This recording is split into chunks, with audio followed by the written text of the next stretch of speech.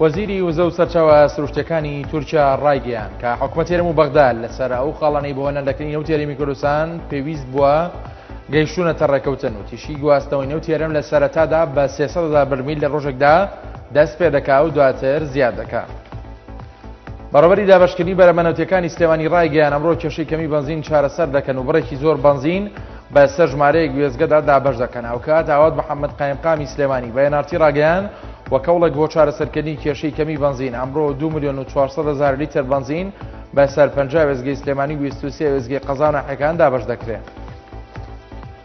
ئەندامێکی لیژنەی دارایی پەرلەمانی عێراق ئاشکرای کرد دوای پەسەندکردنی بودجەی ساڵی 2014 بڕیاری زیادەی موچەی فەرمانبەران دەچێتە بواری جێبەجێکردنەوە. نەجیب ئەندامی لیژنەی دارایی پەرلەمانی عێراق با ڕۆژنامەی سەباحی ڕاگەیاندوە کارکردن بە یاسای موچەی نوێی فەرمانبەران لە سەرەتای ساڵی 2014 و دوای پەسەندکردنی بودجەی گشتی عێراق دەبێت و تیشی بۆ مەبەستە 2 تریلیۆن و 250 ملیار دینار لە بودجەی گشتی تەرخان کراوە.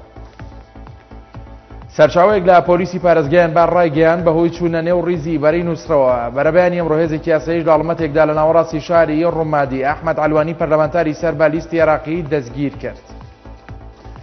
لە شاری ئیستەنبوڵ بازاران کەس لە نەیارانی ڕەجەب تەیب ئەردۆگان خۆپشاندانیان ئەنجامدا لە دژی ئابڕوچوون و تێوەگلانی ژمارەیەک لە بەرپرسانی تورکیا لەگەڵ هێزە ئەمنیەکانم داوایان کرد کە ڕەجەب تەیب ئەردۆگان دەست لەکار بکێشێتەوە. بە پێی ئامارێک کە ڕێکخراوی ڕوانگەی مافەکانی مرۆڤی سووریا بە بەڵگەوە ئامادەی کردووە لە ساڵی 2013 زیاتر لە 40,000 وڵاتی بەگولی هێزانیەکان و سوپای سووریا کوژراون 4344 کەسیان منداڵن.